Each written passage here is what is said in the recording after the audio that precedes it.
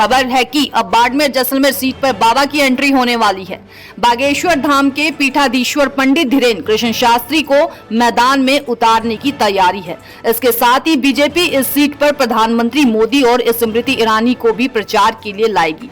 यानी कहा जा सकता है कि रविंदर भाटी ने इस मुकाबले को रोचक बना दिया है, क्योंकि कांग्रेस की तरफ से उम्मीदवार बेनीवाल को उतारने के बाद यहां जाट वोटर्स में बंटवारे का डर है और कांग्रेस की तरफ भी खिसक सकता है। वहीं राजपूत वोट बैंक में रविंदर भाटी बड़ी सेंधमारी कर सकते हैं। इसकी वजह से कैलाश चौधरी के हारने का डर सता रहा है। यही वजह है कि अब बीजेपी इस सीट पर कोई कसर नहीं छोड़ना चाहती, लेकिन नरेंद्र और धीरेन्द्र क्या रविंदर को मना पाएंगे या फिर रोक पाएंगे, या फिर एक बार फिर से रविंदर के आगे नरेंद्र और धीरेन्द्र फीके पड़ जाएंगे।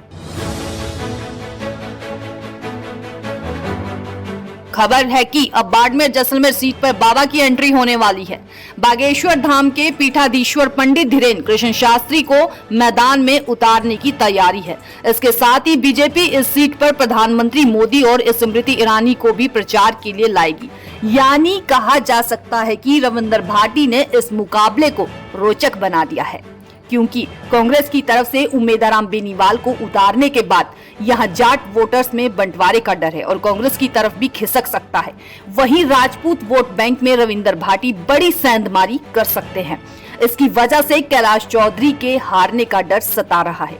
यही वजह है कि अब बीजेपी इस सीट पर कोई कसर नहीं छोड़ना चाहती, लेकिन नरेंद्र और धीरेन्द्र क्या रविंदर को मना पाएंगे या फिर रोक पाएंगे, या फिर एक बार फिर से रविंदर के आगे नरेंद्र और धीरेन्द्र फीके पड़ जाएंगे।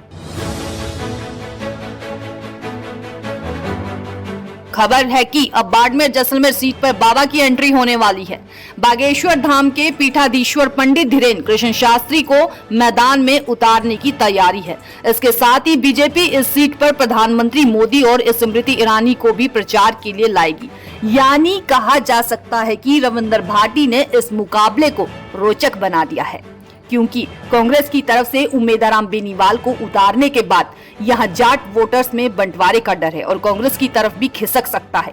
वहीं राजपूत वोट बैंक में रविंदर भाटी बड़ी सेंधमारी कर सकते हैं। इसकी वजह से कैलाश चौधरी के हारने का डर सता रहा है।